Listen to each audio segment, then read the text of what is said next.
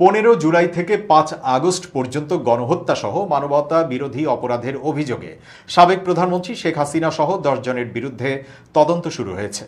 একই সঙ্গে আওয়ামী লীগের বিরুদ্ধে অনুসন্ধান শুরু হয়েছে বলেও জানিয়েছেন তদন্ত কর্মকর্তা। বৃহস্পতিবার তদন্ত সংস্থার উপপরিচালক মোহাম্মদ আতাউর রহমান বিষয়টি নিশ্চিত করেছেন। তিনি বলেন, গণহত্যার অভিযোগ আনা নিহত সিয়ামের বাবার আইনজীবী অভিযোগ দেওয়ার পর থেকেই আমরা নথিপত্র যাচাই বাছাই করে ঘটনাস্থল পরিদর্শনের চিন্তা ভাবনা করেছি। এর মাধ্যমে বুধবার রাতেই তদন্ত শুরু করেছে তদন্ত সংস্থা। এর আগে অভিযোগ রেজিস্ট্রার হিসেবে গ্রহণ করে তদন্ত সংস্থা।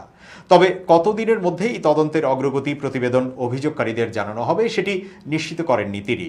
এই কর্মকর্তা আরও বলেন, বুধবার দুপুর 1:30টায় আমরা অভিযোগটি গ্রহণ করেছি। অভিযোগটি নিবন্ধন বইয়ে নিবন্ধনভুক্ত করা হয়েছে। এই নিবন্ধনের মানে মামলা হয়েছে। অপরাধের ধরনে বলা হয়েছে 1 থেকে 9 নম্বর আসামির নির্দেশে ও পরিকল্পনায় অন্যান্য আসামিরা দেশীয় এবং আগ্নেয়াস্ত্র দ্বারা নির্বিচারে গুলি বর্ষণ করে বৈষম্য বিরোধী ছাত্র আন্দোলনকারী সাধারণ নিরস্ত্র ছাত্র জনতাকে হত্যা করে তাদের সমূলে বা আংশিক নির্মূল করার উদ্দেশ্যে যে অপরাধ করেছে তা গণহত্যা ও মানবতা বিরোধী অপরাধ।